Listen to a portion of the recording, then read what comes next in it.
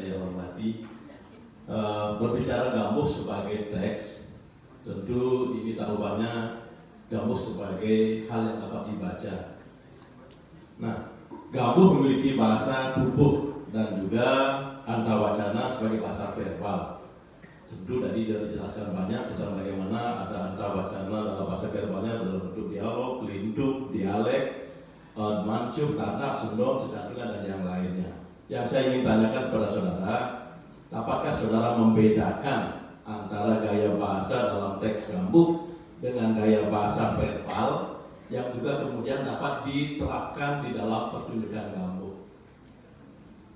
Yang pertama, mungkin yang kedua, konsep pancewi, salah satunya adalah ada wicara.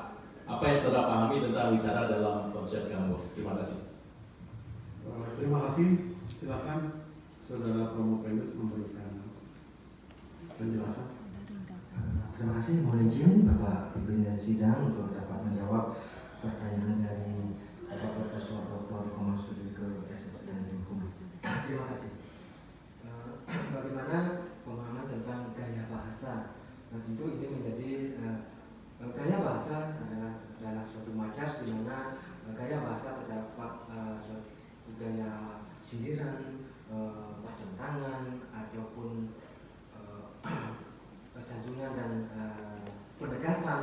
Nah, dalam pertunjukan drama tari gambus tentu dapat dipadukan bahwasannya gaya bahasa ini secara umum dapat saya pahami di pertunjukan drama tari gambus itu terdapat pula adanya hiperbolisme, adanya yang membesar-besarkan, ya, seperti tokoh Punakawan itu selalu membesar-besarkan rajanya, walaupun rajanya sebenarnya tokohnya gila, tapi selalu dibilang seperti dewa asmara, dewa semara, nah seperti itu yang sesuai yang mampu memikat. Nah, jadi ada hiperbolisme, membesar-besarkan, ada bahasa sanjungan dan bahasa yang dalam drama tari gambus ini bagaimana yang namanya bahasa kawi dalang.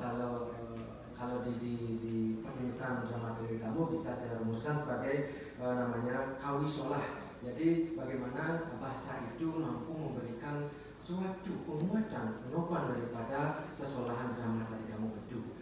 Nah, selanjutnya bagaimana bahasa ini seperti gaya bahasa ada suatu peningkatan, seperti ada kata amajedoh.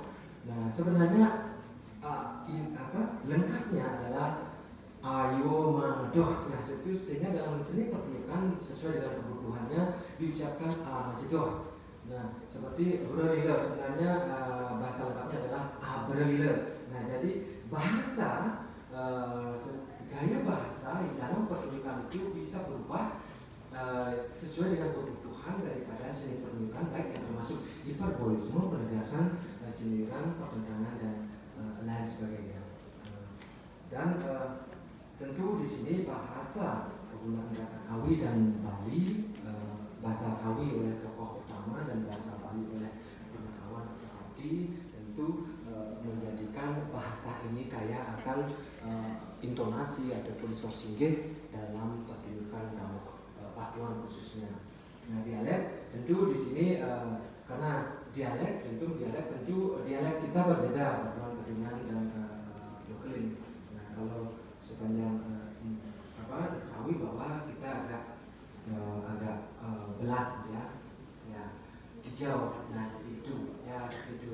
Mungkin itu merupakan suatu dialek, tapi dari segi susunan kata-kata sama lahir, mungkin penari Batuan didengar oleh penonton mengucapkan lahir dengan penari dari Karangasem mengucapkan lahir itu akan berbeda. Ini terkait dengan dialek dan itu dalam dialek ada aksentuasi bahasa yang mampu memberikan intensitas dari